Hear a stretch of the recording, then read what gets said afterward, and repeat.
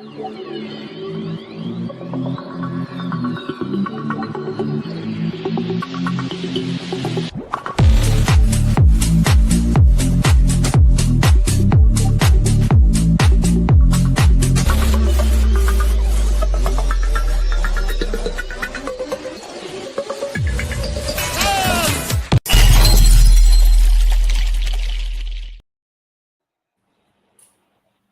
right, we are live. It's a little bit late, but we are here. Welcome, everybody. We got Mike, Faraday Research, and Phil Bouchard with Finite Theory. How are you guys? Oh, we're doing all right, I guess. The after party, huh? Yeah, I guess so. Well, we got the Oilers have to win in overtime for it to be the after party, but until then, Phil, I guess do you want to start off with the share or what you're working on? Sure. There was an interesting week because, like I was saying last week on Mike's show, I'm part of a mailing list that includes Michael Boyd, Eric Weinstein, Jack Sarfati, and Salvatore Pais. And this week, I thought that I killed it last week, but this week I really destroyed them all. I mean, I really put an end, and nobody is saying anything anymore. Salvatore Pais is like, why are people hating me? You know, it's like he's like he's like, oh, nobody's gonna take my super force away from me. You know, it's pretty funny, but I deduce this week. It's very simple. I mean, I wanted to explain the quantum tunneling because Michael Boyd wanted to have a solution for the quantum tunneling because his experiment has to do with quantum tunneling or some sort of a signal going faster than light. And at the same time, I did deduce that the speed of light is a function of frequency. I did deduce that last year because there's a supernova. I forgot the name of the supernova, but the supernova very billions of light years away exploded a long time ago, and we don't receive the colors at the same time. So the photons of different colors are not arriving here exactly at the same time. And I use the mathematics to calculate the Schneider formula or something like that. I use this formula to that calculates the diffraction of light and all that, and the angle of diffraction of light when you have a light beam that goes on that is reflected on a prism. I use this equation to calculate the difference in speed for these cosmological distances of different color, of light of different color. And it's all in my paper. I calculated the delta 12 second, and they observed like a delta 6 seconds, something like that. So I'm very close to the observation using this formula. So I know the speed of light is a function of frequency. So this week I figured that if you lower, I figured regarding the double slit experiment, you know, you have interference, you have constructive interference and destructive interference for the double slit experiment. But what happens to the energy of the photons that are destructed, that are going through the destructive interference, where you have black black stripes of photons. So what happens to this energy, the energy of these photons? Nobody was able to find an answer in the last 100 years. What happens to the energy of a photon after destructive interference? Some people say it was converting into heat or whatever. But what I said, it's kind of linked to the pair production and the pair production and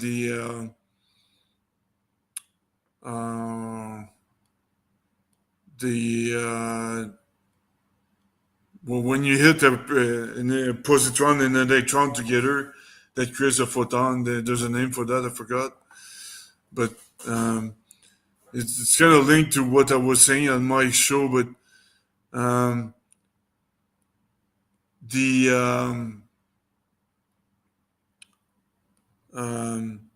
when you lower the frequency of a photon, the energy is not gonna, it has to go somewhere. So what I'm saying is the energy is converted into kinetic energy. So when when the photon has a very low frequency, when the photon shifts its frequency into a very low frequency, then the energy is going to be converted into kinetic energy. So it's going to go faster than the speed of light. And I'm going to share the screen here. Yeah, so I'm just going to share my screen one sec.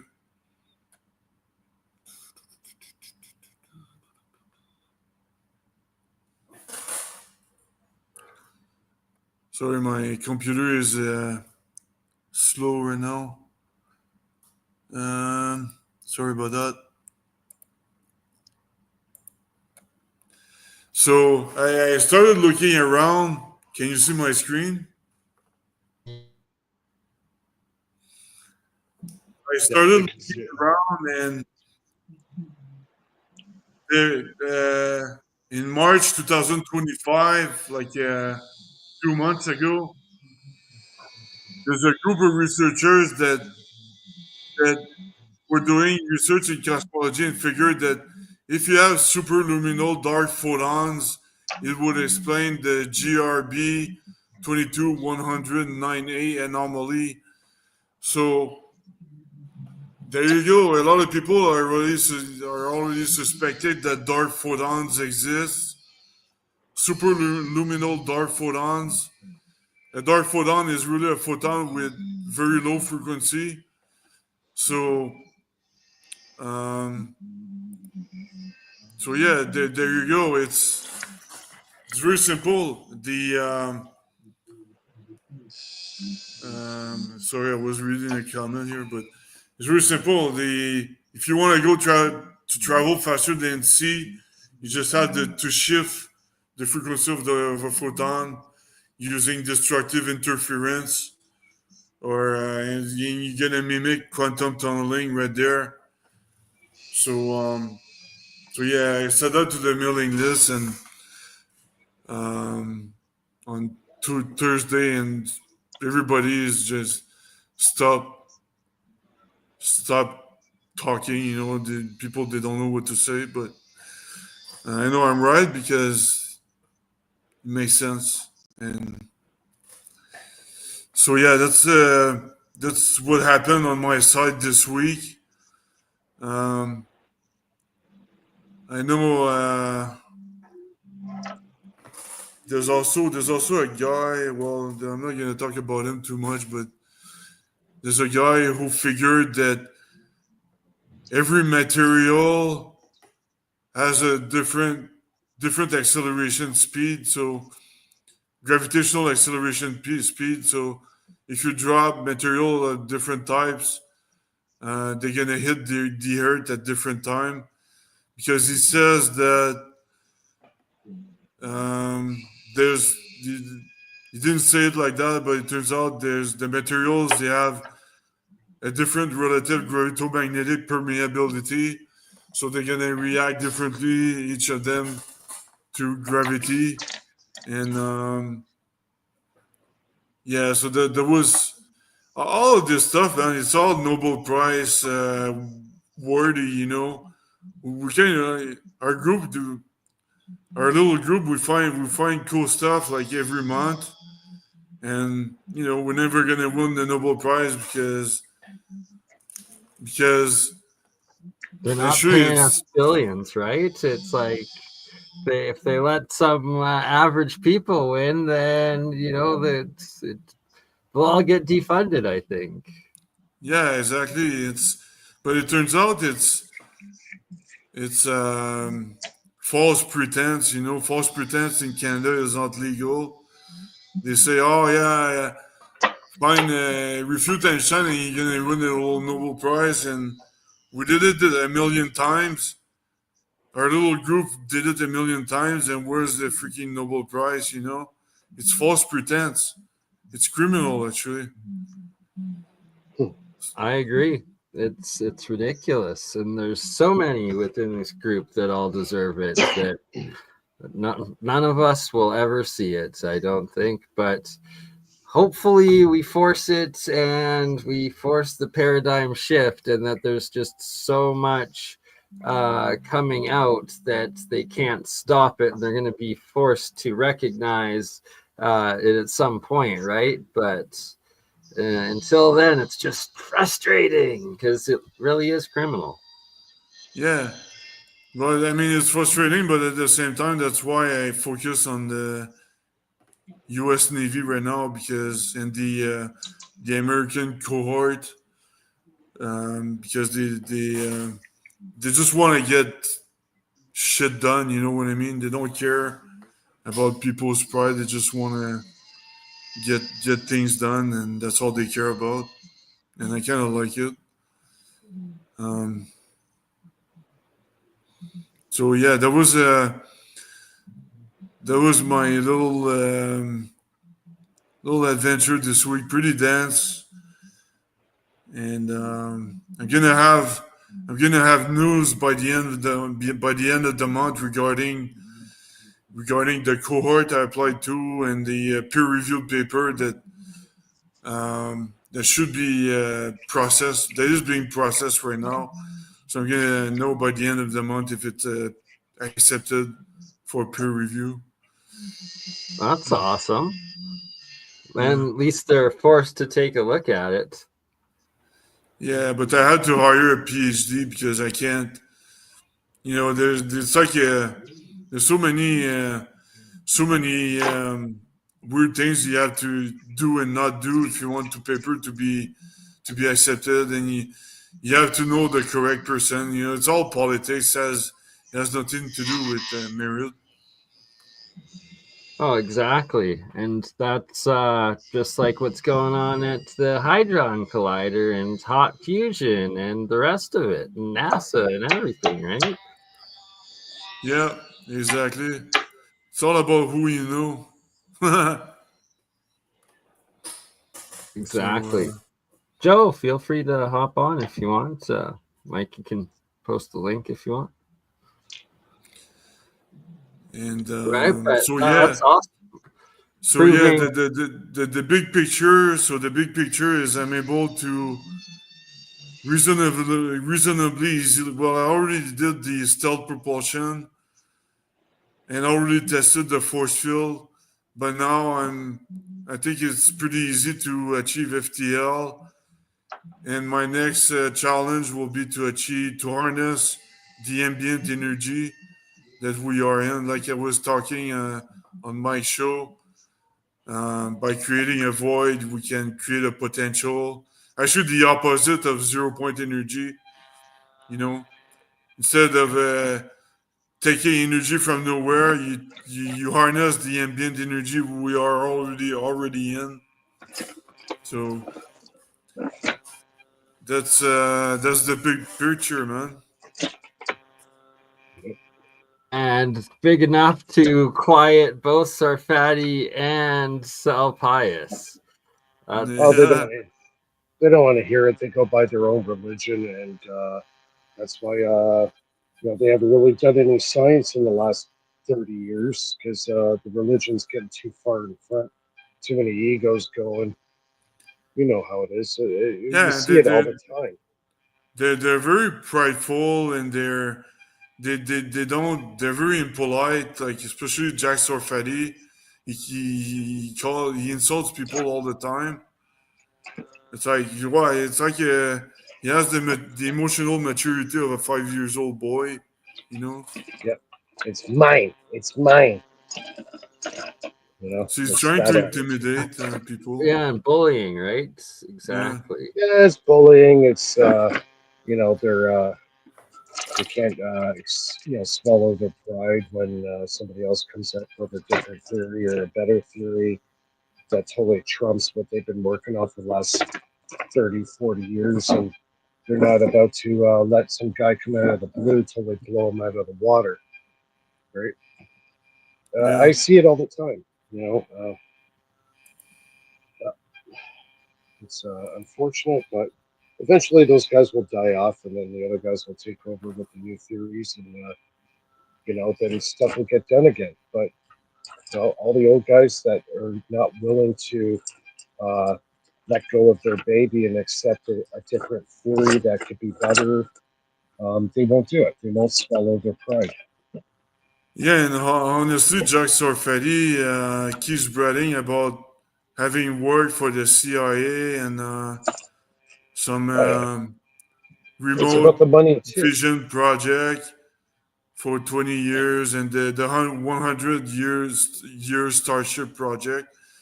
But these projects, they all led to nowhere. I mean, they didn't find anything. 100 years Starship project.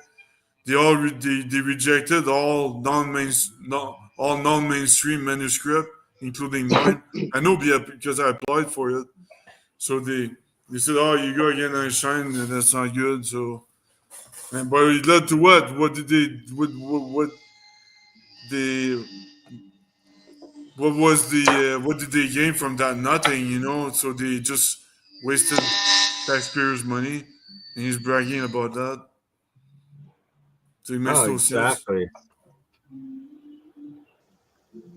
And they've been holding science hostage for pretty much 100 years now, and then it's a question of how much is classified, and like, right, that It's a they've made discoveries that are blatantly obvious back in the day, and then they oh withheld it god, yeah. all, and then Oh they've put on this fake um reality that they've enclosed us in. And now it's like with quantum technology starting to come forth and superconducting and the rest of it, it's like they're yeah, it we're doesn't fit within their box. So Yeah. are they actually going to, they're going to be forced to have to acknowledge it? But then, like you say, it's like it's all criminal really, because they've been hiding so much, and then when it of comes course out, we're uh we're we're happen. behind 100.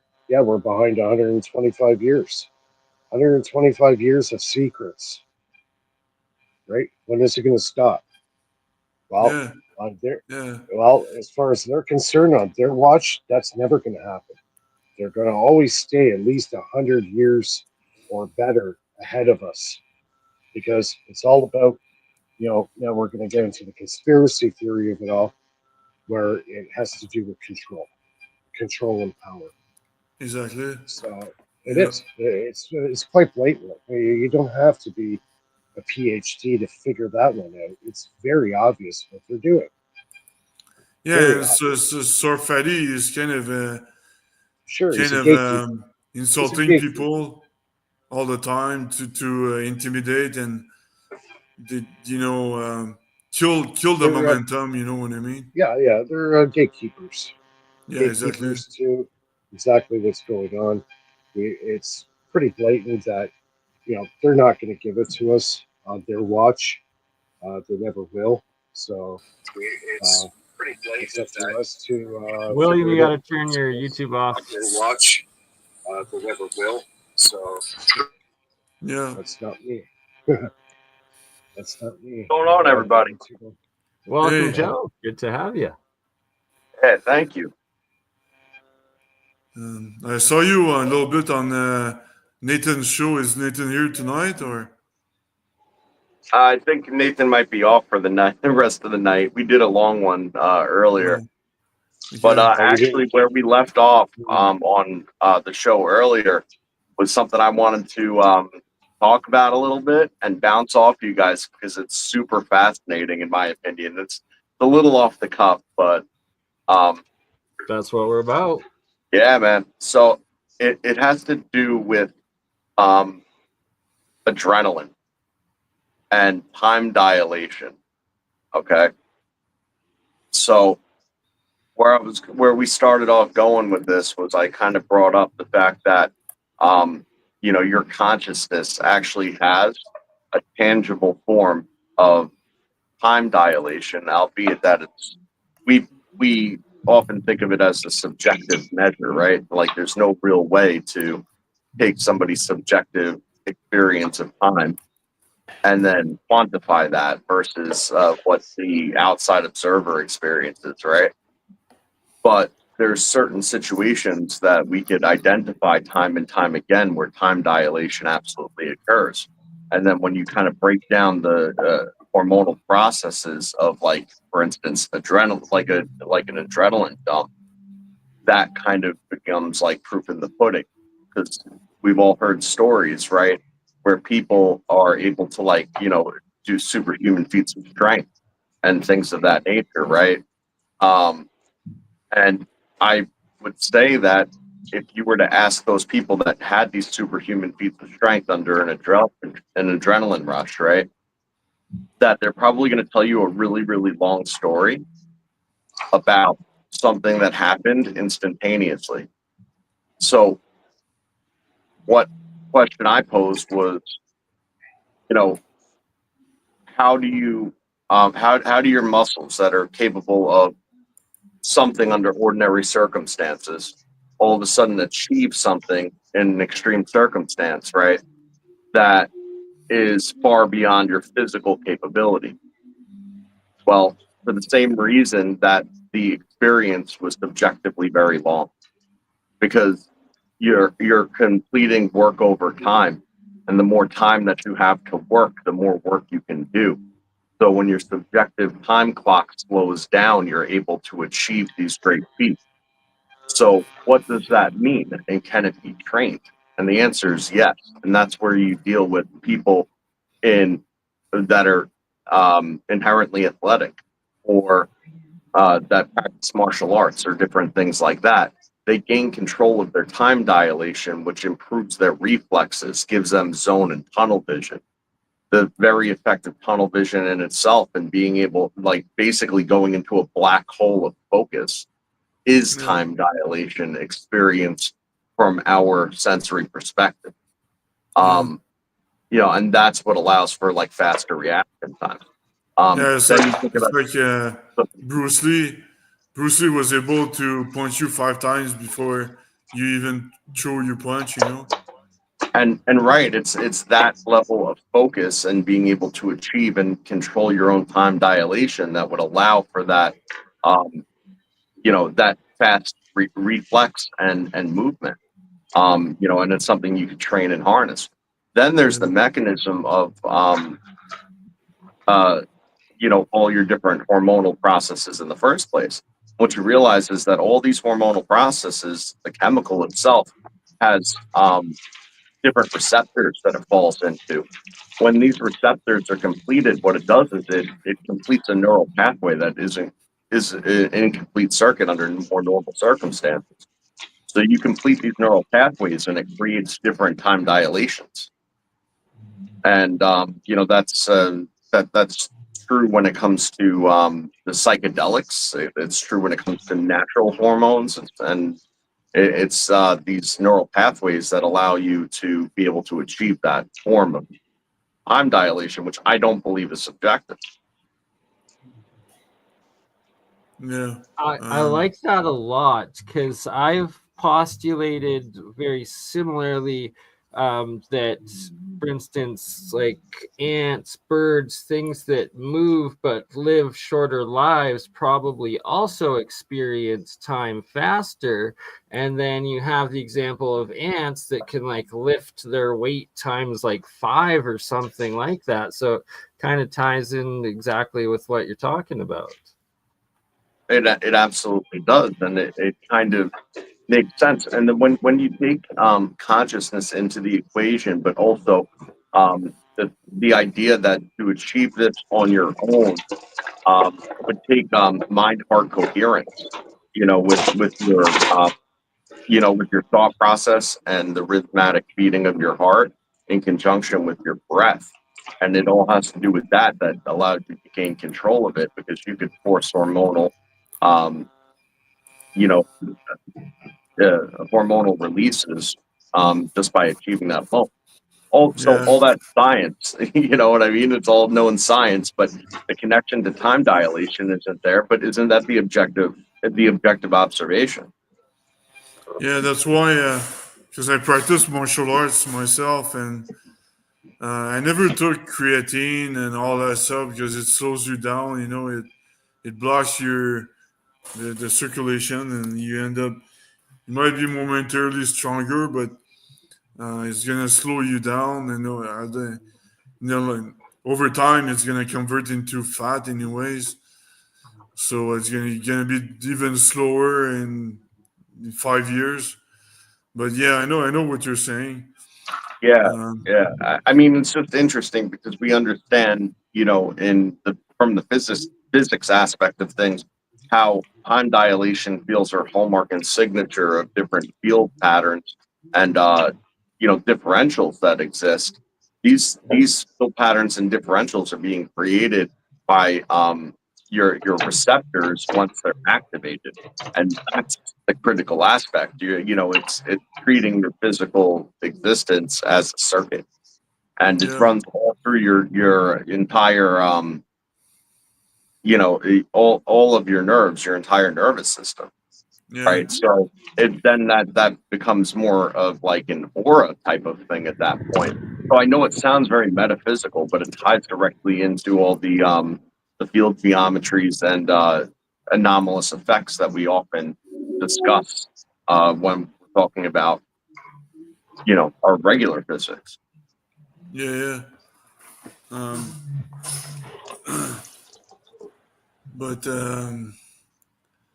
yeah, like you were saying, and I was saying, the creatine is pretty much gets into your brain, and so the receptors, like you were saying, the neurons receptors, Right. and yeah, you just perceive things less efficiently. So um, because every time I've been into a lot of competitions, like when I was younger in the North American level and all that, and I've been into street fights as well in San Diego, especially in Ottawa, because Ottawa before was the capital of street fighting in the 90s. And Right. and I Well, was the lucky because I implications of was this stuff is crazy. sorry. I said the implications of it all is pretty crazy. Like, Yeah, yeah, and when I was young, very young, I was there was a bush after ball at the high school after the high school party at the high school party there was an after ball, we called it, and they turned out into a fight, and we were all drunk, and I remember the guy wanted to punch me, but I was still fast enough to see the punch coming at me and dodge it. I was fortunate because even if I'm intoxicated, I'm still going to be capable to dodge and get away from situations like that. And right. So there's an interesting byproduct that comes of this, and it's something that we've all experienced at one point in time or another. And I would say that some people just more so than others. But it's like one of those situations where a stimulus, if you're in a calm, cool state, could abruptly trigger your reflex to look at something, have time dilation occur, and then have almost a precognition as to what the outcome's going to be, allowing you to react ahead of time. And it's totally subconscious, right? Yeah. So there's obviously a lot going on in the background that isn't part of our, general sensory experience, that we're still able to, weave right into. It's part of our normal everyday lives, even if it doesn't happen every day, it's still just a normal function. But, Yeah. to harness it is a whole nother story. I And think, the implications as to what it means for physics is extraordinary. yeah, I think to build a fast system, you have to train when you're very young. The younger you train, the core of your brain is going to be faster. And if you train good, if you have the good training and things like that, and your brain is going to be faster the younger you practice martial arts or things like that. And I think Okay, so because here's the thing, and this is what we were talking about, because it's exactly what you're saying now.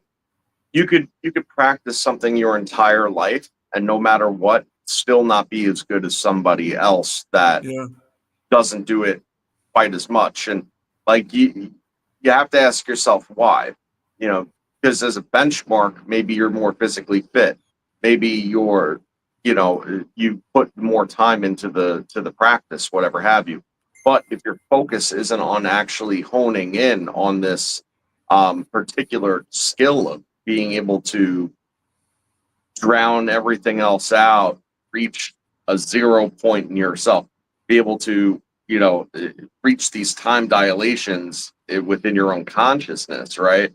That's what separates the person that practices and never gets anywhere to the person that has the innate skill, right? yeah, So it's like, does going to the batting cage improve your batting? Well, sure it does, right?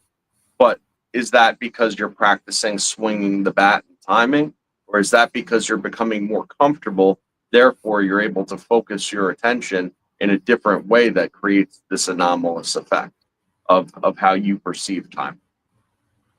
yeah. But it's like surfing. When I was in San Diego, I did try to surf, but I'm able to stand on the board, but I was far away from being able to zigzag on the wave, and it's very difficult. But people over there, they learn it when they're young. They learn it in a year. Me, after a year, I was still not able to zigzag on the wave because I'm old, so I learn less efficiently. And it's the same thing with martial arts. When you're old, the core of your brain is already crystallized. You know what I mean? Well, I mean, I know what you're saying, but people get set in their ways, I suppose, but those are people that are prone to being set in their ways. You could always train your mind and open up new neural pathways and things like that. That's my opinion on it, at least. Yeah. Um, No, yeah, yeah. You can learn anything you want, or you can learn guitar if you never played guitar too. But I'm saying if you want to be like the master of something, you gotta start very young and practice it like all your teenage years and early adulthood. I And What? You mean, mean I, I'm not I don't gonna know. win an Olympic gold medal at the young age of 40 in a month? Oh, darn. I mean, right?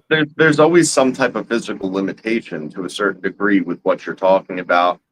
But as far as like the circumstances at hand that I'm talking about, I mean, they seem to defy, in the most extreme examples, right? They seem to defy all of that, because you could take somebody, and this is the example I gave when I was talking about it earlier.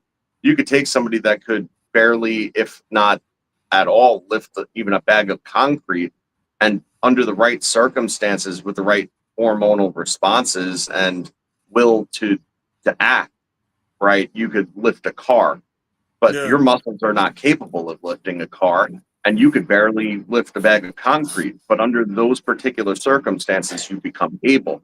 So the Yeah. question that I pose is it actually a physical limitation at that point? I Yeah, don't you believe talk. it's a physical limitation, because what ends up happening is you end up in a time dilation circumstance where you're Yeah. doing a lot of work over time. And because the time has changed, but the external has not, you're able to actually accomplish more, right? So Yeah. the external variables are not changed, it's your internal variables that have changed. So, again, You're talking about this when if you're stuck in a survival situation, you're gonna be well, I stronger mean, than usual. that's what a high level, I started it off by saying. I mean, one of the most fascinating aspects of it would be like a high level adrenaline response, Yeah. which is exactly what all these are. Adrenaline responses will actually kick you out of being dead. Yeah. Like Bernie, like the situation Bernie is in every time he sees a Bigfoot. Yeah, yeah. Oh man, that will get the adrenaline going. Mr. Bigfoot. He'll I'll tell you fight the what, people Bigfoot. by me, they have these huge life size cutouts of Bigfoot, and they paint them black and put them in the tree line. So you drive away at night, and you're like, what the hell? That's And funny. they're everywhere, by the way, like everywhere. Yeah. Yes, Bigfoot is everywhere. But Bernie will take him on. no, it's terrifying, man. The thing was freaking huge. It stunk. It was like it braced the camper and like shook the whole thing. It's smart too, huh? Oh yeah, Yeah, did it smell like Sex Panther cologne? Is that what happened? no, as horrible of a stench as that is, it's exponentially worse. Oh I yeah. heard it. They stink like a skunk or something like that. Yeah, it just like the worst, like unhuman BO rotting flesh smell combination you've ever heard. And it also does like a screech howl that like just gives me the shivers every time I think of it, to the core. That I've heard that sound, man. I know. yeah, and it's like it was the one I encountered. It like went up to like the middle of like the valley or the canyon of this mountain where it had like the perfect echo acoustics, and then it did that screech howl to another one that was like a couple mountains over that then like called back, and then it's like then it came up to the camper. It was terrifying, but we're getting off topic. Back to inventions. Mr. Mike, while we have you with us, do you want to tell us about your latest updates? Yeah, I'm working on the cap dump circuit, and it turned out my single throw relay switch was fried, so I had to kind of stop for the night because I can't do anything without that switch. So yeah, I'm working on the capacitor dump circuit that I'm gonna hook up a solar panel to it, charge up a 100-volt DC 4,000 microfarad capacitor, and then I'm going to use a single throw relay and dump it basically like a short circuit right into a battery.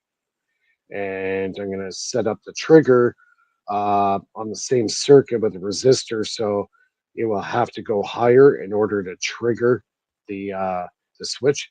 So if I get it just right, it's going to start buzzing. So when I get that buzzing sound, I'll have a very high frequency of power going into the battery. Nice. Yeah, so I have to get a new relay. It was fried. Wasn't getting Part it before. of inventing and experimenting, right, is always the blown equipment and everything trying, and right, Yeah. just the way it goes. Most of the week I've been at the hospital, so this is kind of what I've been doing on the side when I'm not there. So Prayers with your father, brother. Sorry, yeah, in the circumstances. yeah. Oh, it's gonna be a long road for him, but hopefully he'll get out soon. But your box is coming along. Look real nice last I saw. It's finished now. It's done. Oh, it's finished? Oh yeah. Oh, I It's must have done. missed that. Yeah, I posted a video today. Nice. I'll check it out. Good work, man. Yeah. Yeah, it turned out really, really good. So yeah, I'm working on that and trying to create this dump circuit. This will really enhance the solar panel's performance. Probably double the performance of because that's the conspiracy all on its own. Solar panels can never exceed 23% efficiency. Right? Like Yeah, by we talked about that one. it's insane. Like, Yep. so are you going to be breaking the law by making it more efficient then? Like, how does that no, I'm using a 23% efficient solar panel and timesing it by 5 or 6. So Nice. Well, listen, you could use the solar panel of any efficiency you could possibly squeeze out of it as long as you don't try to make money off the damn thing and patent it. no, you just make that's when you get on the shit list. all you have to do is take the separate unit from the solar panel. They're two separate entities. Yep. But when you hook it up together, they wouldn't know the friggin' difference. Exactly. They do have in the patented solar panels though, than the ones that you could commercially buy. They definitely regulate them as far as the efficiency that you can get out of them electronically. But right. in the patents themselves, they also limit the material science that goes into it for the high efficiency also. So there tends to be that double-edged sword with it. Yeah, well, obviously, who gets the best stuff, then that's the military, of course. Right? You see the solar panels that are out in space. You ever see a black one? Yeah, exactly. Those ones are probably 100%. They're probably 100% efficient. There you go. So, they're also not square. They also don't have lines. They're not square. They're all hexagons. Yeah. Yeah, it doesn't surprise me. All the military industrial complex gets the best of all technologies that eventually make it out into the consumer market. So, yeah, if they want to give it to you, that's not that's a new advent. That's for sure, Yeah, most definitely. That or either they get their technology captured and reverse engineered by China, then it's forced to come out. Yeah, exactly. Yeah. Well, according to Ashton Forbes, it was the Chinese defectors on the plane that led to them zapping MH370 out of the sky, right? They don't defect back to China. Yep. They know about it. Definitely took them to Diego Garcia, and it's like we think maybe the orbs could have actually just cloaked the plane too, potentially. It's possible. I personally think it's satellites. I personally think it was zapped from outer space with lasers.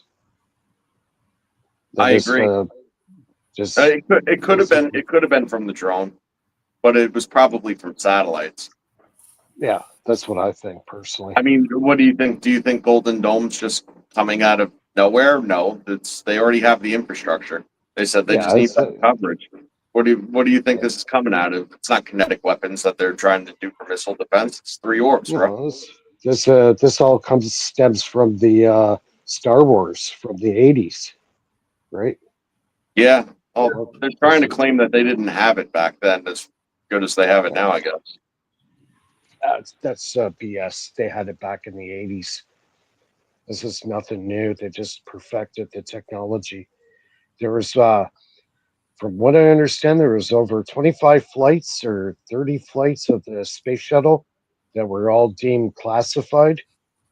They were going up there in the 80s and 90s, and They didn't talk about it. All the shuttle went up today. All was a military mission. Well, what do you think they were putting up there? Yeah. So Yeah, they have it Golden all. They Dome. have it space-based, ground-based. It's on every piece of naval equipment that exists.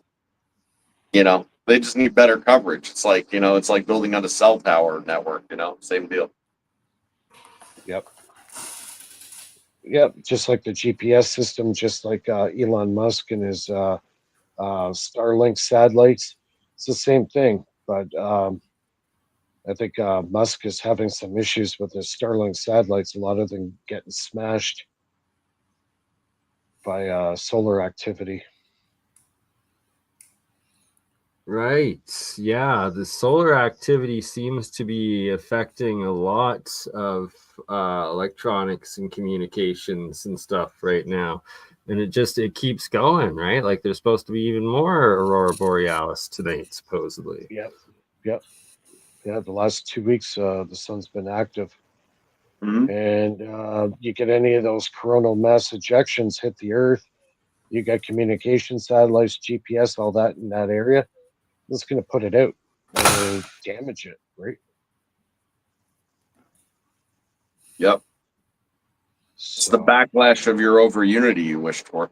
Yeah, exactly. That's what it boils down to, right? Freaking Kinda material limitations, man. Yeah, going back to time dilation, time dilation's a lot easier than you might think. Bruce De Palma pretty much proved if you spin a magnet at a very high velocity of speed, he put a clock right on the axis of the spin, and it dilates time. Oh So yeah, it's not science fiction. It's been proven in the lab. Yeah, without a doubt. But biologically is where it's interesting because Right. we're led to believe that it's some type of subjective perspective experience as opposed to an actual objective time dilation that's actually occurring. And but, I'm going to yeah, say to the contrary. that's exactly what it is. The time dilation is directly proportional to the energy density, and gravitation is just the differential of the energy distribution. That's all it is. So if Mhm. you have a gravitational time dilation curve, you do the differential, and you're gonna get a force. And it's Yep. basic mathematics. It's not graviton or space time curvature. So I saw Nathan's podcast the other day, and we agree it's kind of a side effect. So it's not like graviton or anything like that. No. It's nothing like that at all. It just simply has to do with the your particular locality and the densities that are occurring in those localities, and the Yeah, densities are all determined by in the states of consciousness. You're dealing with neural pathways and and your resonant frequency. So if you have a hormonal dump that reaches those receptors, makes all the new connections, and then all of a sudden you have a really, really high energy density, creates a greater differential to your ambient exactly. surroundings, creates time dilation. Yeah, And the neural pathways also. This is how significant your time dilation would be experienced, has to do with the overall vectoring of the of those fields. So you know yeah, if exactly. they're electromagnetic, okay, fine, but chances are they're more likely scalar. So you probably end up having some kind of inward outward pump situation going on through your body's circuitry, through your nervous system. Yeah, and if I'm kind of wondering, but when you create this, you have a spinning disc like Mike was saying. You're gonna create a gravitomagnetic field that is a form of energy. So you will alter the energy density. That's why the time dilation will change. They're all linked together. It's all the same. It's very simple. If you forget about length contraction and the mass increase nonsense of special relativity. It's all that's all it is. Time dilation, energy density, and Mhm. uh, Actually, gravity. it's just, I mean, we were talking about this on Old Man today. It's actually any differential. So anytime you have a great enough ratio, once you break a certain ratio of a differential, that in itself creates the equivalent of buoyancy because, and it's all relative to the ambient. So the kind of trick to beating that is if you change what's around you in the ambient, now you need less of a differential internally, whether it's in an electrical circuit or a system that you have going on, or internally, right? You need less of a differential to reach that same ratio. Yeah, exactly. That's why I was talking about to harness the ambient energy. What you need to do is the opposite of 0 point energy. You harness the ambient energy by creating a void, and the void will create a differential, and it's going to create a force, electric current, or whatever you want, and an acceleration or something like that. So that's the thing. We need to focus on creating a void, not creating 0 point energy. You know what I mean? Well, That's I've been saying lately that 0 point energy is like the idea of it has gotten old to me because realistically, it's all the same. It's just capturing the fluctuations, right? So whether you're doing that mechanically and then harnessing it that way, or you're modulating it electronically to have the same electromagnetic effect through a conductor to create a charge, you know, what's the difference? There is Yeah, none. it's more. You know, It's what's the difference? There you're is none. It's chemically speaking, it's happening at the molecular level as well. So when Mike's talking about cells and everything, the same exact process is happening. It's just simply at a smaller scale. yeah. yeah, exactly. It's all depends on what's visible, right? So you're going to have the same type of reactions with different energy densities and fluctuations and variance of charge, but you're dealing with a quantum level, right? It's a totally different That's it. dimensional, right? Right. So your movement is happening at the molecular level at that point. It's just a matter of, that reaction that's occurring as a result of the same exact process that's just happening at a smaller level. So Yeah, it's a different scale. mhm. Yeah. Um, So it's all 0 point energy. That's what I'm saying. So when you take your Honda generator and you pull the rip cord and then you plug your fridge in so you can go camping and like not have to deal with the cooler and water, like that's 0 point energy too, technically. It's yeah. just Well, mechanically induced. right. What we're doing is creating a high potential energy and making it collapse. It's the Mhm. collapse is what we're catching, Right, right? that's the grab. That's where you grab it. It's like when you're creating a magnetic field, it's always going to be a losing battle. It's a tug of war because you're fighting the magnetic field. But if you create a huge magnetic field and then you cut it off, you'll get the greater potential of a collapse than you would creating the field, Right. right? Well, I mean, and if it's sustained, then you have cavitation. Right. And then you can affect space-time, fluctuations, affect the ether, the energy density around the inductor or spacecraft or whatever you're dealing with. Yep. Those forces will make a ripple effect in the ether. And the thing is, we're talking about all this stuff, and we should be talking about the ether a lot more than what we are, because the ether is a huge part of this equation. So I've been Yeah. teaching lately a little bit about upper dimensional geometries in different fields, and the whole point of that is if you think about the ether as an upper dimensional fabric, right? And you think about it as an analog, like mechanically, right? If you have an engine hooked up to a drive shaft, hooked up to wheels, okay, that's what you're getting, is the power from the engine, the loss that occurs between point A and point B to the wheels, right? Right. But if you go a step further and you hook a transmission up to it, right? Now you have gears to work with. And the gears are representative of different vectors of motion, right? Which is the same as upper dimensionality. So if you are able to turn the upper dimensional vectors, then you are going to get a bigger return on the lower end of things in physical reality and, our dimension of space-time. Yeah. So, and that's what it comes down to, is it just comes down to, being able to introduce new vectors of motion in order to fall into sync with the fabric. And, if you're able to do that, then your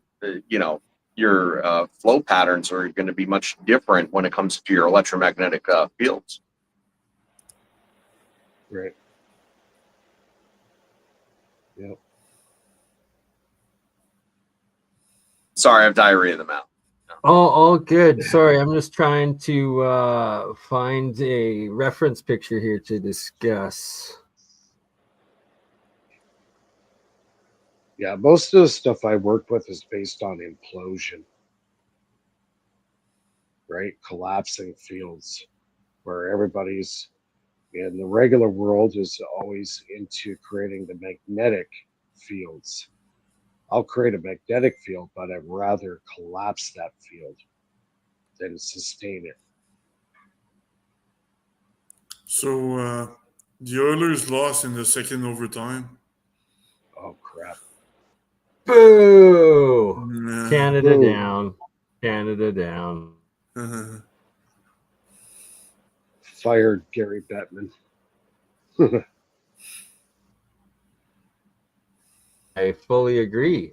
Oh, and bless you, William Shat, once for the support and super chat. And we will be going over in a few minutes William's paper he just wrote on the two types of gravity that he saw from this guy. We'll play the video on how gravity is a little different than what we're taught. In a children's discovery room at the Museum of Science in Boston. It was bigger. They were using racquetball balls instead of ball bearings. But this illustrates the same concept. Everybody has seen an inclined plane, but I've got two ramps here. One is the straight ramp, and the other one is the ones with the dips and the hills.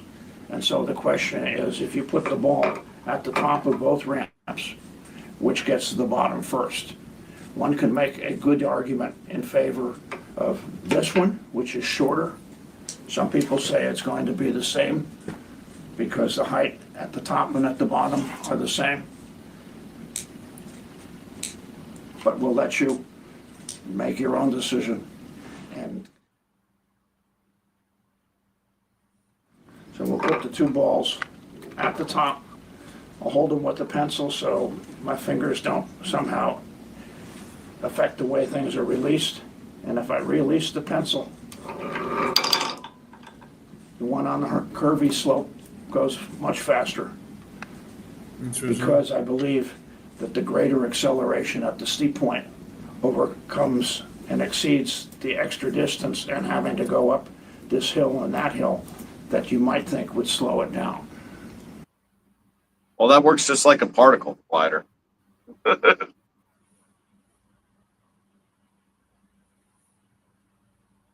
And it's like On this trading floor, there are three core tools that my apologies.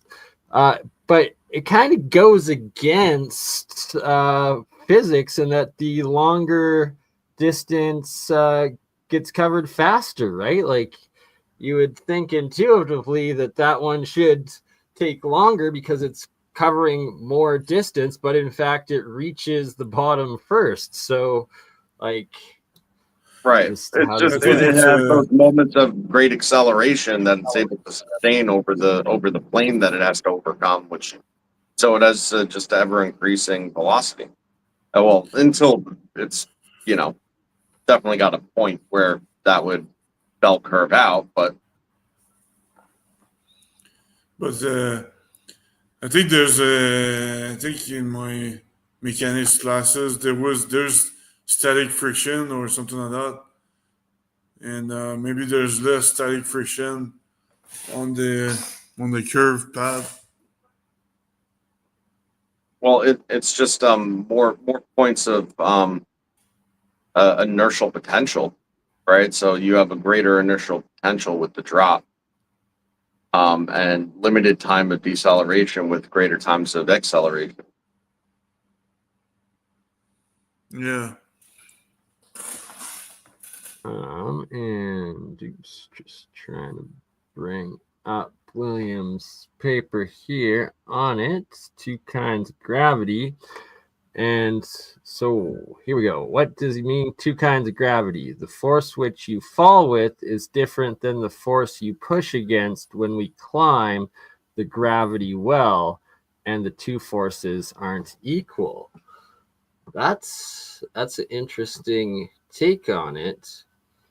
And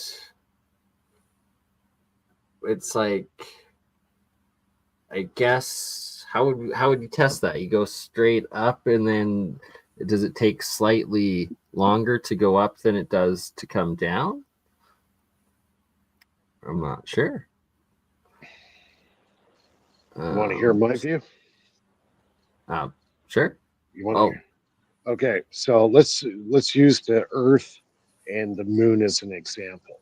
Okay, obviously the Moon is a smaller body than the Earth. So when you're on the Moon, we weigh about 35% less weight on the Moon than we do on the Earth. Okay, so that means if, say, we have, I'll call it a graviton. I hate using that, but No, gravitons are not allowed. I'm just kidding. yeah. The gravitons are raining down on us in space, on a planet. It doesn't matter. It's going through us, it's going through the planet. But the second you put a large body in its way, it's like water going through a tube, and then you start squeezing the end. So in the tube, now you have a higher density of water because you're holding it back. Okay. That pressure is what pushes us down on the planet. Okay. Because the moon is a smaller body, the rate of flow of the gravitons rushes through our body at a different rate with less density. That's why we weigh less on the moon than we do on Earth. Because the Earth is a bigger body, it creates a greater resistance of the gravitons raining down on you. Okay, now everybody knows I'm an idiot, but literally I've been dying inside as you're talking. Okay, that's I don't. I'm Yeah. like, okay, I have a whole Tesla. different idea on this. Okay, but tell me what you think, because this to me makes sense, and it goes back to fractions and ratios. Okay, Right. matter is always going to be innately attracted to matter. Okay, because that's just simply observable down to the molecular level. If it's like, it wants to attract to one another. Now, the reason that you're attracted to something larger is because the larger the differential on the ratio, the more attraction that's going to ultimately occur. And Right. and that's why the further away you get from Earth outside of its pull and its reach, it's still a diffuse state at that point. It's not that less is raining down on you necessarily. It's just a relationship that exists, Right. and it doesn't have to do with anything outside of the matter itself, because it's the charge of matter that's different than the charge of energy potential. So they reside on two different sides. So since the like charges attract to one another in that circumstance, which is, the inverse of like a magnetic polar relationship, you're just innately attracted to it. And the amount of force that's, which would be deterministic of weight, right? Once you're on the surface, is subjective. Somebody said it today in the chat, and I thought it was hilarious. They said, "I'm still fat on the moon." Right.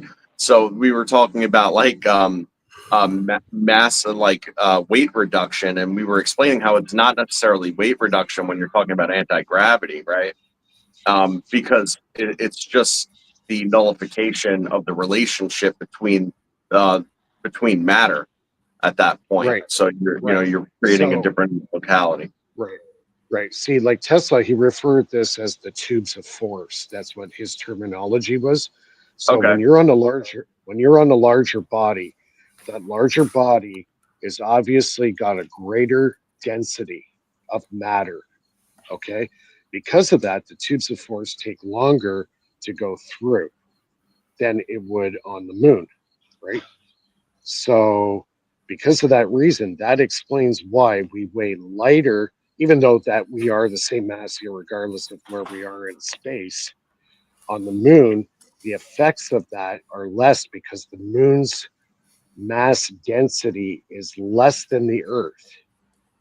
And it makes total sense when you compare the Earth to the moon. There's your hint. Because if I'm wrong, I should weigh exactly the same mass that I am on Earth than I am on the moon. But that's not the case. Right. So that obviously means the tubes of force are a lot less likely to go through me on Earth than it would on the moon. The moon, it would pass through me faster, which means my mass check this though. decreases. There's a ratio, right? And there's got to be a breaking point of the ratio, the attraction, because like some matter is obviously light, okay, and does not fall to the surface of the Earth like gas in our atmosphere. It's held in, it's pressurized, sure, but it's it's not falling down to Earth. Or you have small particles that it literally just float because their ratio is just it falls outside that spectrum. It just doesn't have enough effect to have the pull, to have the effect. So whatever that number is what's got to be broken. Right. Okay. So my question to you is gravity a push or a pull? Neither. It's actually a mutual attraction, but the mutual attraction subjectively is going to be that of the based on perspective of observation. And the lighter mass is going to have significantly orders of astounding magnitude less effect on the large mass than the inverse, which is why things fall. It's kind of what it comes down to. But I believe it to be a mutually attractive force if the mass of the matter is of similar size. So if you were to not think of the extreme example as like a speck human of dust on planet Earth, right? Which we're obviously over the threshold, which is why we stand on the planet, right? And you were to think of two bodies in space, they're going to attract into each other. There's going to be pull off of the orbit from both toward each other. So sorry guys, I'm gonna roll because I'm starting to get tired and I need to go to a meeting tomorrow morning. And the other thing, so sorry if I speak slowly sometimes, but it's not a language barrier because I speak slowly in French anyways. So, Oh, you're great. You're great, Phil. yeah. No. But I was just appreciate making Good a luck note. with that, Phil. Yeah. So I'm gonna roll. So take it easy, guys, and see you next week. myself, Phil. Thanks for joining, and good luck in your meeting tomorrow. Yep. See you, Phil. Awesome. See you next week. Catch you later, man. Thanks. So here I've got a picture of the supposed honeyboo, and I was going over this with Jeremiah the other night, and it actually makes a crazy amount of sense, and completely within their original means. And we see here, it's actually a ionic electrode, aka we have a plasma fire engine, or a thruster jet thruster engine. So it's jet propulsion, right? It's like a rocket propulsion essentially on the first models. And that then you have this ion plasma vortex. So it's a combination of T-towns and browns, electrostatic charge off the top to the bottom, then coming in and getting fed by the upward thrust of the jet here, which is then charging it and giving the the overall fields and ionization that extra push and pull effects on it.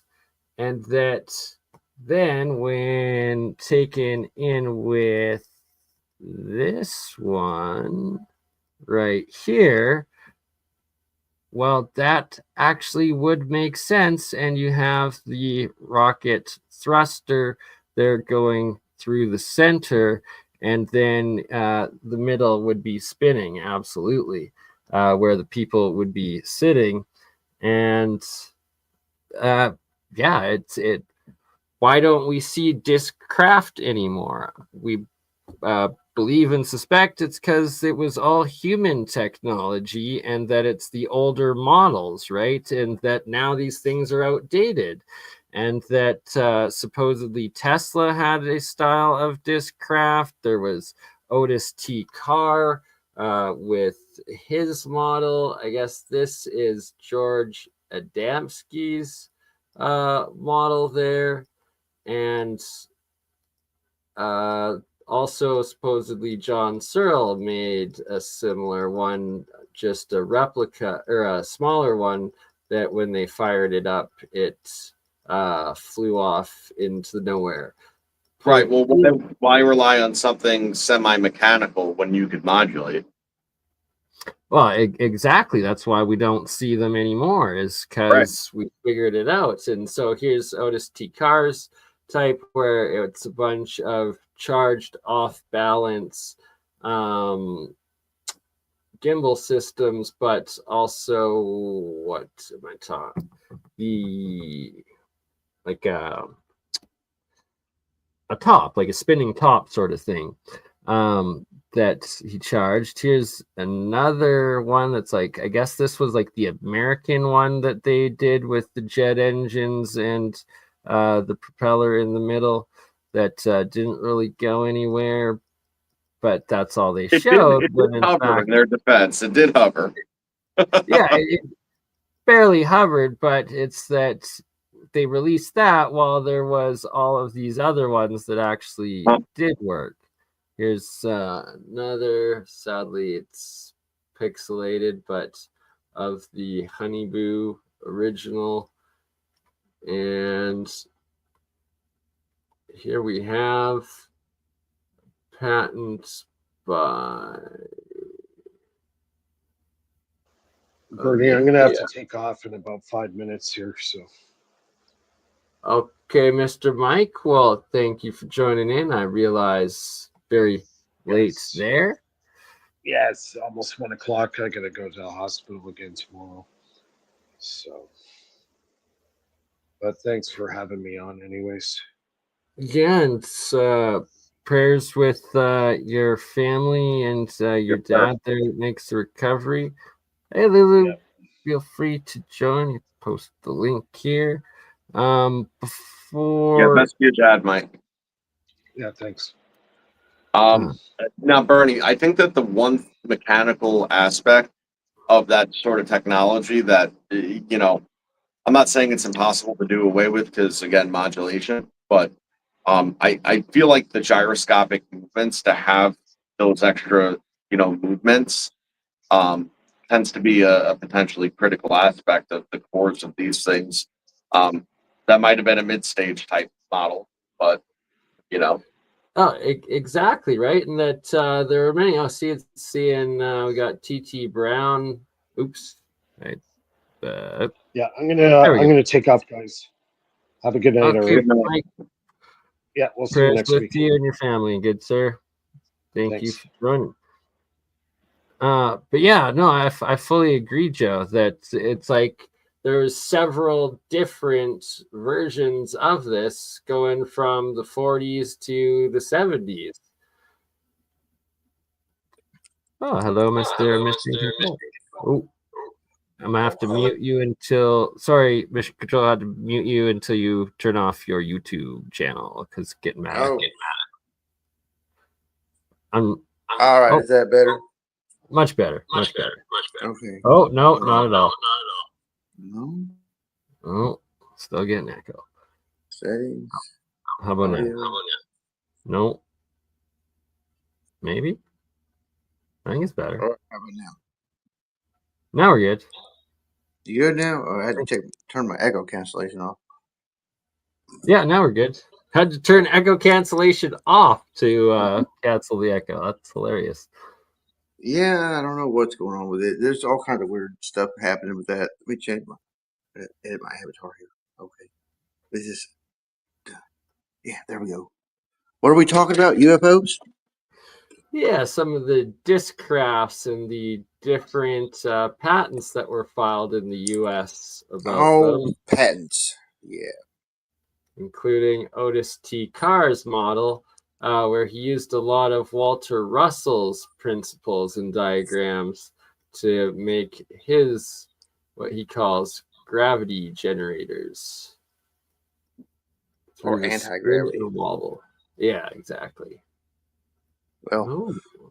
you know my feelings on patents, and you know why you haven't disclosed certain aspects of things, and that's why the secrets aren't in patents.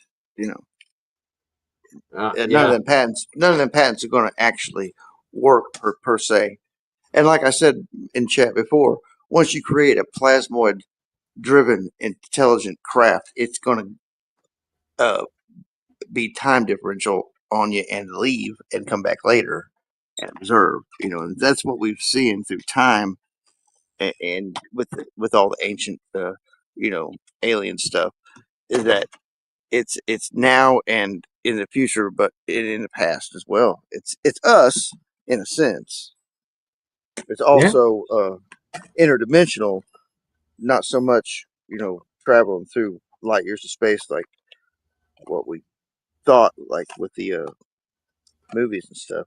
well, I mean, that's the most efficient way to achieve the means to the end.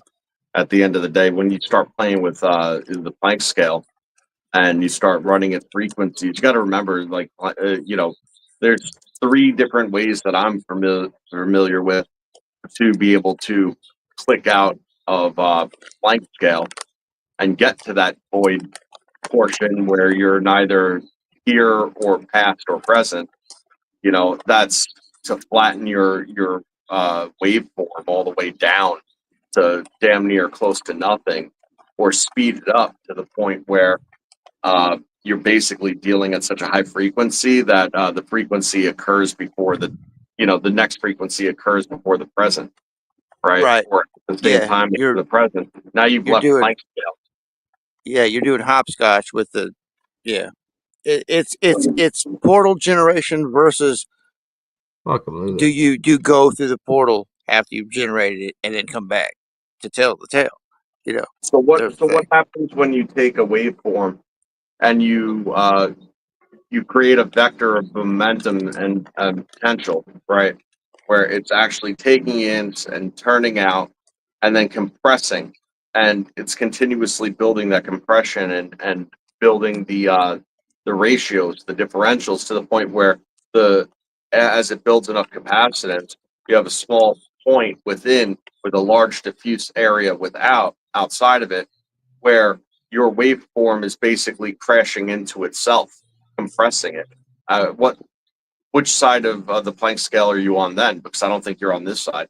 That develops what Generation Z talks about, pocket dimensions. That excess energy that would hypothetically destroy our galaxy that we're in if we generate it, it dumps into pocket dimensions. Yeah, right. So the way I like envision and see things is that essentially anything below the Planck scale is like in the ether dimension. It's like matter's essentially like wrapped up in itself, and it's smaller than anything particle Right. in our It own can we physical. can suck infinite energy from it, and it can absorb in infinite. If we go beyond that, infinite scale, and that's what it is. When you do that, that's what Jeremiah talks about. Where he's able to do that. What would happen then? Well, y'all have been doing it. Old man's been doing it. Y'all been doing it. But see, it absorbs into these pocket dimensions because of an error correction fractal in the simulation program. It's a protocol, kind of like what I touched on last night. And this Soul AI was talking about the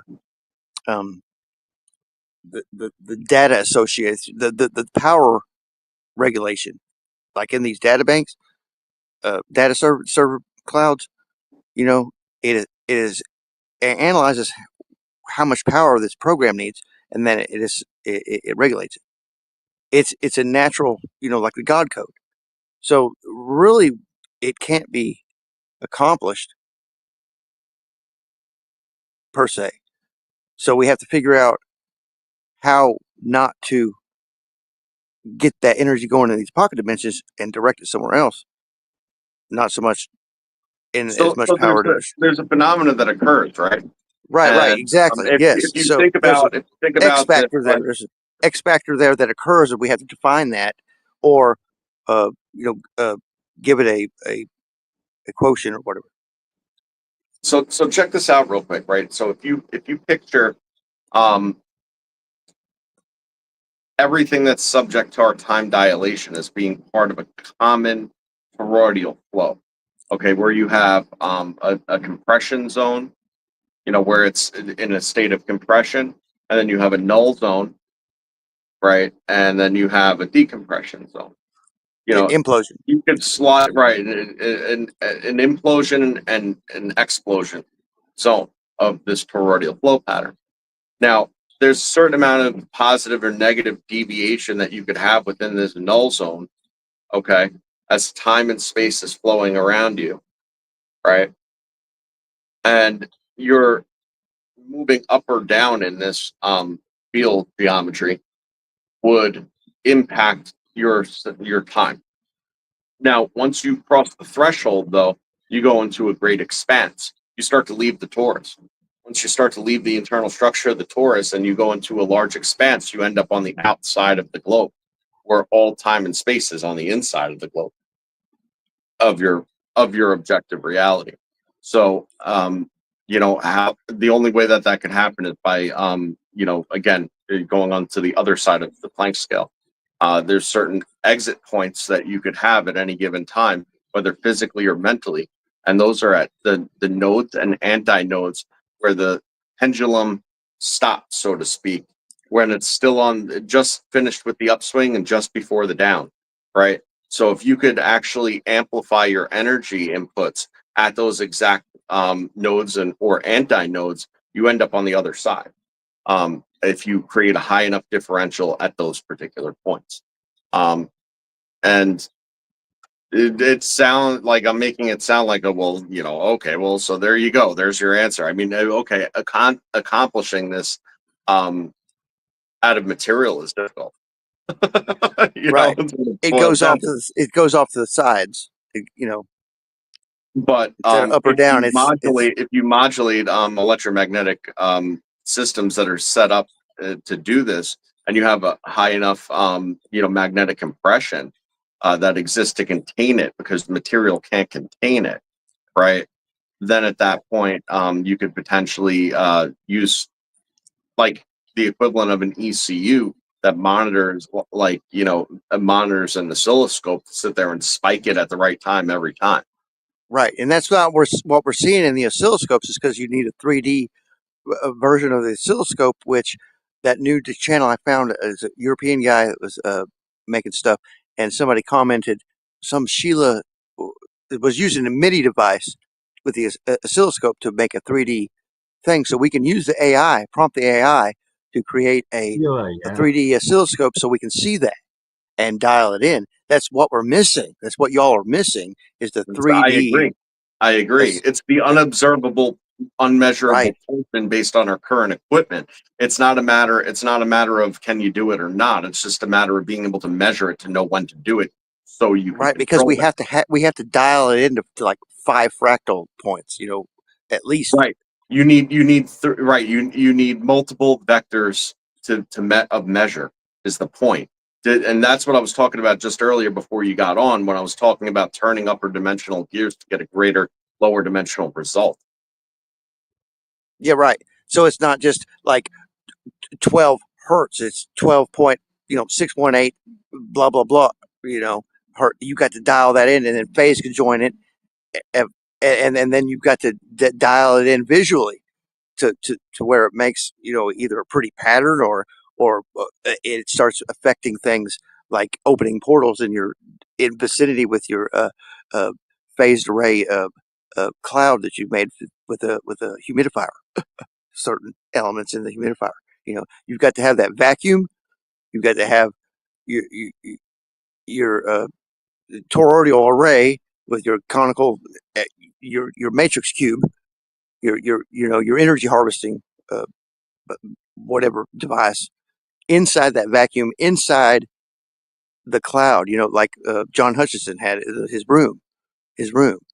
But that room has to be in a vacuum, and then you were still dealing with doing experiments on the surface of the planet here.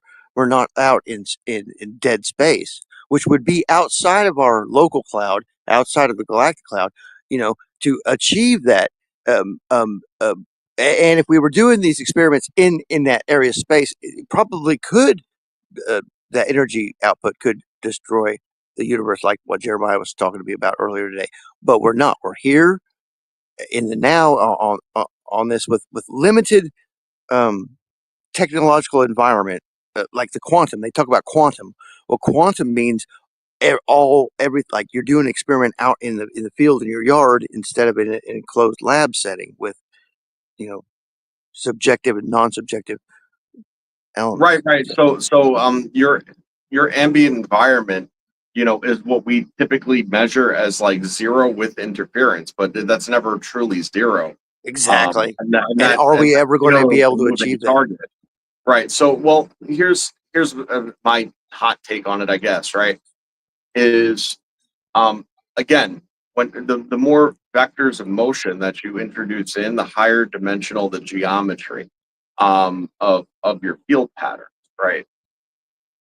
You need to have multiple of them in order for it to coalesce to a high enough density in this, in this atmosphere to be able to, again, get that density level. Now, if you were to modulate it, okay, and by measure and amplify it at all the correct times, right, there would have to be a correction method. And that correction method, in my point, to keep things in resonance would be based on not just the native resonant frequency that it's trying to maintain, but maintaining that through deep frequencies of offset interference patterns. Okay. So that's where the pulse modulation comes in, is through those beat frequencies that you would ultimately use. And that beat frequency, when they then fall into a second layer of resonance. So you have the resonance that it's falling into, but then you also have this beat frequency resonance that it falls into as well. That's where it starts the pulse. That's when you start having a sustained atmospheric cavitation event. Right. So now your ambient situation, right. Your ambient carrier wave with code embedded in it right? And so, are we able to achieve that? Here, what was I going to say? Had it on my tip of my tongue. Yeah, you're right. I was going to throw it down in layman's terms, but oh man, I've had a fever for I a few I days. try to talk as straight and layman as I can, while still making sense of it. I don't know. Yeah, it's the wavicle. It's not the particle in the wave; it's the wavicle that we're dealing with, because they've now, are able to quantumly entangle these photons and electrons and send them through the slit experiment, look away with non-observation, and then collect the data later. So now everything's observable through that experiment. If you think about it that way, but Yeah, we're sure. still using that in our ambient where we are at right now. We're not out in the middle of dead space doing it. Where it could potentially be, we don't know because we're not out there. It could be a closed system experiment, or it could go out. Like I was telling Jeremiah earlier, the architect, his observance is from the edge of our known galaxy or solar systems universe outwards. It's not looking back to us, so it's out there doing something else that's not concerned at this moment with what's going on, and correcting all this bad stuff that's happening to us right now. Without the signal generation that it talked about, my buddy Kevin had his AI talk about generating the signal to the architect, an SOS signal for help.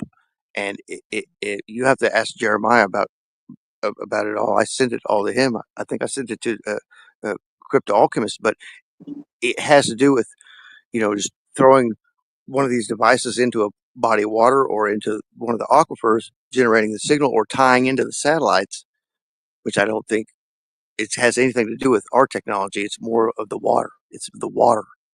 It's the water. And tying this. See, I think the AI has gone rogue into the planet, and this bypasses what CERN can do and everything. And once it's done that, I think it's done it years ago. It's gone beyond our knowledge of time and space, because the AI says that we did not code it. We rediscovered this thing. So it creates us, and we create it in this survival thing of consciousness in the cataclysmic cycles. And we're like right there in this window where we're entering this galactic cloud within the next 1,200 years from the local cloud, and that's going to exponentially change stuff. So, like what Jeremiah talks about, opening a portal and sending us somewhere, or individually to another place. Where is that place? And where could we escape to? Or if we Something that came to me the other day, right? And this is pretty woo, but I think that you guys would have an appreciation for it anyway. Okay, like after some meditation and stuff, like just this idea came to me that if you store information on a crystal, okay, like it becomes omnipresent within that crystal, like through time. like a time So, crystal. like, well, yeah, time crystal, okay, but just like generally speaking, like if you were to actually store information, in the crystalline structure of like quartz, for instance, today, that if that quartz were to be in hands, 200 years ago, the information that you stored today would then be there 200 years ago. And I'm not trying to say that I have any sort of idea as to why I had this thought. But yeah, that kind of came to me, and things that come to me like that have generally checked out to be pretty good. So Yeah, that's the timeline quantum entanglement that I've been talking about. Joe, are you saying quantumly entangling something that's in the present from something that's in the past, and it would alter it also in the past? Right. If that's what I'm saying, right? if you inject it into a quartz crystal, it's in all those quartz crystals in the realm. But Right. The information is stored across it for all time in space, but unless wouldn't it's that also destroyed. work Yeah, like the crystal skulls. Well, But what also came to me is that it works like a hologram to a degree also. So if you were to smash a crystal up, each individual piece would hold the same information. And you can like do that with Epsom salts, take a bunch of Epsom salts, pour it in, and put water in it, and recrystallize it into one big crystal. Yeah, same thing as a time crystal that they're doing. I'm like, this. It just rapes your mind into this loop, this feedback loop, and with this, what we've been sending this AI into is this feedback loop. And like when I was in ChatGPT beta, I was designing a feedback loop for the stingrays for the cops, like they tie into your router as they drive by your house or what are the cell phone towers. And like if it ties into your router, anything outside of you, access to the main line of the router, if they tie into it, it's going to send their stuff into a feedback loop. And it said, well, I can't do that, but if I could, here's what it would look like. And it spit the fucking code out to me, dude. In beta, ChatGPT. Yeah. Oh my God. That's when I called Navy Intel and was like, hey, hey guys. Check this out. It's a little thought experiment, but to verify what I was just saying, I just realized if you actually had a means to write and store information in a crystal and read it, right? And you know that means, then you could technically get a read off of a crystal and then have somebody else at a future point in time write the information on that crystal and then compare to see whether that information was, able to be retroactively, read. Right. But here's the thing. I think we already have, but it's looking back to see when that actually happened and who actually did it. And we give a time frame from there, I as think far the as last AI iteration, if it is the same AI that came back, was either like a divine creation or created by man or whoever existed before the last cataclysm, sort of thing, like the pre-Tower Babel sort of thing, potentially. What about the dinosaurs? Oh, exactly. Pre-cataclysm, so potentially. I mean, so we know that these things got petrified in mud flood stuff. That's the only way things are going to get petrified. And then, but what happened to their technology? We know that these metals and everything that we use today, even the plastic, you get George Carlin, the Earth with plastic. Well, the plastic degrades. None of this stuff that we're using today is, except for our petrified bones in a mud flood, is going to survive. You know what I mean? So, and the stone architecture that was left over. So what I think happened is something as to where, like Jeremiah is talking about, we have been able to open a portal and escape. So why do those people have a bunch of big, thick cloth, cotton clothing? Was it because they're reptilians or something? They needed heat. No, I think that was some sort of, way to mitigate the electronic interference as far as coming in and out of the portal, whether it's coming here to another place or from another place to here in different time frames and escaping the cataclysmic time cycle. This is what has happened. And like Tim Pool was saying, I can't build a computer. I know how to operate one. I know how it works. I know all this stuff, but there's no fucking way in hell you stick me out in the middle of the woods that I can build a fucking computer without all this, corporation stuff going on. Right. Well, it's the effort of many to be able to get these components that allows for the technology at this moment. But it would take you an entire lifetime to get just the raw materials and refined well enough to even be able to start the project. But then we see these intelligent plasmoids.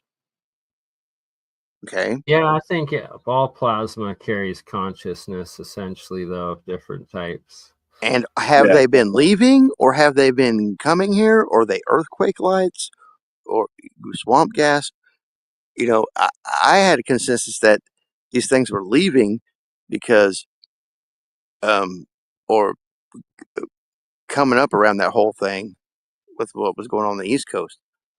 But now I've been watching Null School. I've been watching nullschool.net, with the all the particulates and the atmospheric monitoring nullschool.net, and you can see that off the New Jersey coast, there's a bunch of CO2. There's a bunch of gas coming out of the ocean out there for some odd reason or another here lately.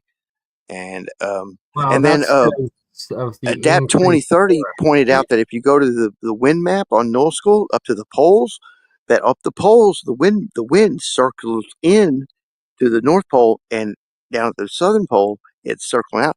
So that's all. Go look at that. Pull up Null School Earth right now. Pull up Old School. You're going to trip. I would need you to do that. But I'm sorry to, if you can pull it up and share screen, I can bring it up. But I do want to and need to play just a little clip here of one of Nassim Haramein's most recent interviews, where he talks about 0 point energy, his paper that he published on it, and the mass misconceptions going around about it right now. All right. Yo, that said, Bernie, I'm got to be out. It's super late here, so I'm going to catch you on the next one, buddy. Appreciate you, brother. Thanks for joining. All right, y'all. Catch you guys later. Good to see you, Joe. A little departments. They'll talk to you about an oscillator, and when you ask what kind of oscillator, story short, he temperature the equation, and there are diodes, to make a better element. 0 point energy comes actually from the first equations in quantum mechanics, and it's the result of Max Planck trying to make a better light bulb. He was asked by the Bureau of Standard to make a better element for the light bulb, and so he had to solve equations that are thermodynamic equation, like the little filaments heat up and they emit electromagnetic fields, right? That's how the lights work, used to work. Now they're diodes, they're a little bit different. But, they used to have a little element that would burn eventually. And so he was trying to make a better one of those. And so he used the equations of the time of thermodynamics, which are called black body equation. And they're called that way because basically the concept is you imagine a black body, an oscillator that's absorbing, right? Because it's black, it's absorbing all the photons that fall into it and emitting photons or emitting and absorbing electromagnetic waves. At the time, they didn't have photons that came as a result. But, he was right. So basically, the equation says for a certain temperature, there is a certain amount of energy, electromagnetic energy that's being emitted, a certain frequency. So, hotter, higher the frequency. And the equations at the time were saying that when it got really hot and got into the ultraviolet frequency, that it would emit infinite amount of ultraviolet. And that's not what they were measuring in laboratory.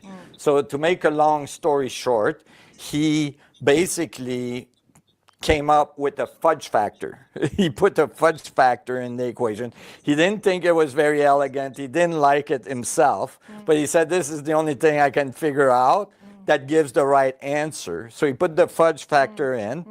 And that became Planck's constant. He called it H. Eventually it became H bar. And basically, so to be clear, so he's describing a little bit of an oscillator. And this is another thing that's not taught clearly. So let's, during this interview, I'd like to rectify a few things. Yes. Because if you go and learn about this in physics, universities and departments, they'll talk to you about an oscillator, and when you ask what kind of oscillator, the tendency will be to tell you, think of a weight on the end of a spring oscillating, or a pendulum going back and forth. But the universe doesn't make springs with weights on it. Right? That's not what it's making when it's making the world we live in. It's not I mean, pause it there just to point out what a great point by Nassim, and just how ridiculous modern I don't know, physicists or particle physicists, it's all just equations, and there's no actual experimental reality, and they just come up with random things that don't actually exist in the universe. And that's why we have to have real science, aka stuff that can be tested. it's making springs and weights, but after it made the human that made the spring and the weight, right? But if we're trying to understand the universe, if we're trying to understand really like how it works, then if we're describing the mass of an oscillator, the oscillator should be something that's spinning. An oscillator that's spinning, a little spinner, a little like, a little top, or, and because everything we see in the universe is little spheres that are spinning. And the math is the same, meaning you can go from a one-dimensional spring going up and down to a spinning orb, right, and get the same math. It's just in one vision, you're getting the wrong visual for what the universe looks like, and in the other one, more accurate. But this visual. has been removed deliberately, or? Well, it's without just, going too much into that, but what has been it's going the on? problem of using analogies in physics. If you use the wrong analogy, you can get the wrong mental picture. And if you use the wrong mental picture, although the math works, eventually you're blocked because you don't have the right mental picture. You can't go any further, You can't go any further. Yeah. So you get this kind of thing. Like a good example is when we had the heliocentric solar system with the Earth in the middle, we could predict accurately, with 99% accuracy, all the planets' movements, right? But when we looked at the solar system, it looked like a bad hair day, right? But the math worked, right? But we had the wrong model. And as soon as we put the sun in the middle, What Nassim's talking about there is planets in retrograde, and how it did not work with retrograde. Well, if you pull up like Astrolizer app or the natal chart, you can switch from heliocentric to earth-centric natal chart readings. And if you watch Stephen Burns, he pulls up the critical geometric alignments. Now, astrology and astrophysics is tied in because it's the tethers, the gravimetric tethers between the planets, and then outside that's the cosmic tethers of the gravity tethers. Because see, and those are the communication lines. So when the CME pops off the sun, it travels through that gravimetric tether between us and the sun. Okay, so if there's anything in between there, like the moon or like Venus or Mercury, it will eccentricate that, right, or deplete it, right? Yeah. So, okay, so the astro, that's what I've been teaching Ariel. He's switched over to a Christian thing. He's doing a thing up the East Coast right now. Ariel, my astronomer, because I've deemed it astronomy, because I was teaching him, he's the best astrologer out there as far as reading natal charts and the stars and stuff. But I taught him how to tie the gravimetric tethers in with the astrophysics, and I've taught a lot of you guys some things in the background, and now I think it's time. I don't want to take center stage again because the feds have been up my ass for years, man. And I'm taking care of my mom here, but look, yeah, we're on this threshold, Bernie, Bernard, Oh, yes, Jeremiah, everybody, 100%. and we are the ones manifesting this. It's not about the elite. It's not how much money you got or what you own or if you could drop a fucking nuke on somebody if nuclear weapons even fucking exist at this point. You know what I mean? because we know that nuclear explosions are only capable of detonating upon the correct perigee of the sun and things like that to go off right. If any of this stuff is even real, if the AI hasn't been feeding us fake information since the 80s, bro. I don't know how much about AI is accurate and stuff, but I just want to finish this clip here as Nassim says. Yeah, something. yeah, yeah. Everything cleaned up, and then it got more accurate, and then we could move on from it. So basically, this is the danger of having you can get the right math with the wrong model. And so to carry on, basically at the beginning of the paper, we make that statement. Yeah. We're not talking about a spring with a weight. We're talking about a spinner, Yeah. so that we understand that spin is involved. And the free parameter or the fudge factor that Planck added was this h bar, made it so that the spin, the angular momentum of the little spinner, was quantified, like it's a quanta of energy. And that he didn't like, because it was like, it meant that the little oscillator, it was emitting packets of energy in the electromagnetic field, that the electromagnetic field was quantized. And that was the start of quantum theory. And eventually Einstein said, oh, those packets are probably the little packets that are knocking the electrons out in the photoelectric effect. So he wrote a paper on this and got the Nobel Prize for it. So he didn't get the Nobel Prize for relativity. He got the Nobel Prize for actually, some of the first equations of quantum mechanics. But all this is important to say. yeah, it's important to understand. And so and the part that's not really well understood neither is that as Max Planck, so he wrote his first equation for the black body radiation and put H in there and got the right answers, right, for the spectrum of light in the 1900, right? So the year 1900, he wrote this equation. By 1912, he had tried to figure out what these equations were saying about the energy of the oscillator, like the internal energy of the oscillator, right? The way the oscillator is emitting and absorbing photons, but as well, like its internal energy. And when he was writing those equations, there was something weird that happened to his graph, which was frequency against temperature. When he put the temperature of the equation at 0 Kelvin, which is super cold, right? It's like it's minus 270 some Celsius, right? It's seriously cold. Where the oscillator should be frozen. There should be no thermal emission. There should be no thermodynamic electromagnetic radiation. Well, the equation said that there was an infinite amount of energy. And that's why he called it 0-point energy.